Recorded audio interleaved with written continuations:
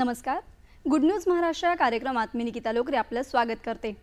मंडळी, अभिनव संकल्पना राबवत समाजासाठी महत्त्वपूर्ण काम करणाऱ्या संस्था आणि नागरिकांविषयी आपण गुड न्यूज महाराष्ट्र या कार्यक्रमात पाहत असतो.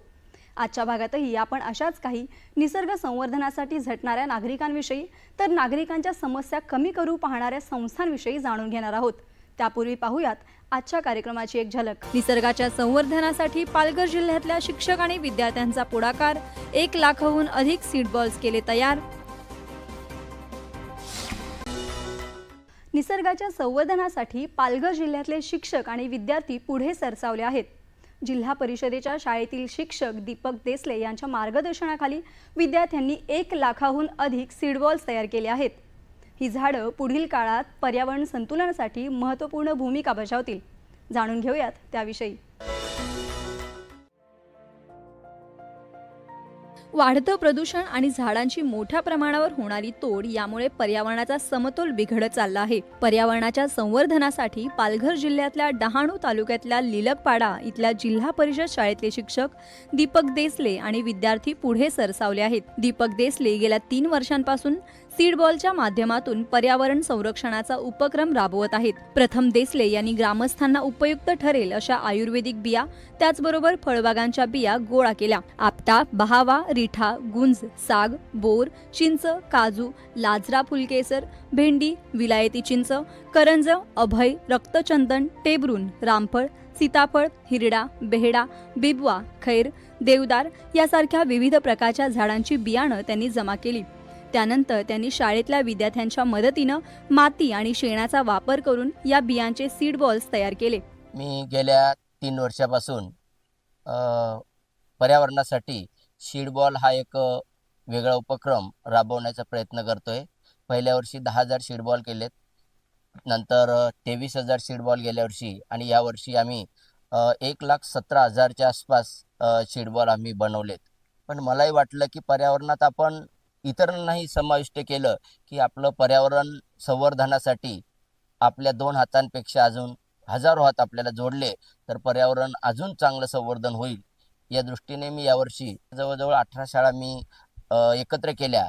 त्यातील 1236 विद्यार्थ्यांनी आपल्याला यावर्षी जवळजवळ 1,17,282 सीडबॉल आपल्याला बनवण्यात त्यांनी मोठ्या प्रमाणात सीडबॉल बनवण्यात प्रयत्न केला. या उपक्रमाला त्यांनी व्यापक रूप देण्याचा प्रयत्न केला. डहाणू, तलासरी आणि पालघर तालुक्यातल्या एकूण 18 शाळांनी या पर्यावरण संवर्धनाच्या उपक्रमात सहभाग घेतला. आता त्यांनी 1,17,000पेक्षा जास्त सीड बॉल्स तयार केलेत. या उपक्रमात 1200हून अधिक विद्यार्थी सहभागी झाले असून यामुळे त्यांना झाडाचं महत्त्व कळू लागलं आहे. हे सीड बॉल्स जून-जुलै महिन्यात वन खात्याच्या परवानगीनं डोंगरासह इतर भागात टाकण्यात येणार आहेत. ही झाडं पर्यावरणात महत्त्वाची भूमिका बजावतील. सीड बॉल तयार करण्यासाठी तुम्ही काय काय वापरलं, काय आणलं होतं? माती, गोवरी, बिया. आता ते सीड बॉल तयार झाले, त्याच्यामुळे फायदा काय होणार आहे? ते सीड बॉलचं तुम्ही काय करणार? झाडे, सावली, फुले, फळ, पाऊस, ऑक्सिजन. आणि त्याच्यासाठी बिया कोणकोणत्या आणल्या होत्या तुम्ही? आपटा, गुंजा, बिबू. आता ते सीड बॉल तुम्ही काय करणार आणि कुठे नेणार आहे? जंगलाला. दीपक यांच्या या स्तुत्य उपक्रमात गावातल्या ग्रामस्थांनीही सहभाग घेतला. दीपक यांच्या मार्गदर्शनातून त्यांनी निसर्ग संवर्धनात आपली भूमिका बजावली. हा उपक्रम मी फेसबुकच्या माध्यमातून, माझे एक मित्र आहे सरक सर म्हणून, त्यांच्या वॉलवर मी पाहिला की असा एक उपक्रम चालू आहे की सीड बॉल्स बनवणे. तर मला याची गरज का वाटली, तर आपण सध्या पाहिलं टेम्परेचर इकडे किती वाढलेलं आहे. सध्या आपण पेपरमधून पाहतो, न्यूजमधून पाहतो, आज इकडे टेम्परेचर वाढलं, तिकडे टेम्परेचर वाढलं. त्यामुळं मला समाजकार्य करण्याची खूप आवड आहे.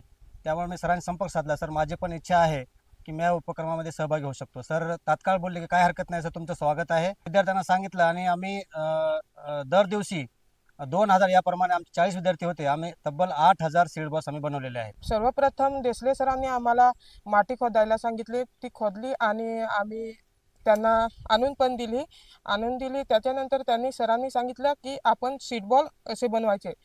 तर त्यांनी आम्हाला प्रत्यक्ष एक करून दाखवला. त्याच्यानंतर आम्ही काही ग्रामस्थ मिळून आम्ही ते प्रयत्न केलो आणि ते सक्सेस झालं. कारण की आम्हाला फक्त गोल चिखल बनवायचा होता आणि त्याच्यामध्ये बिया टाकायच्या होत्या.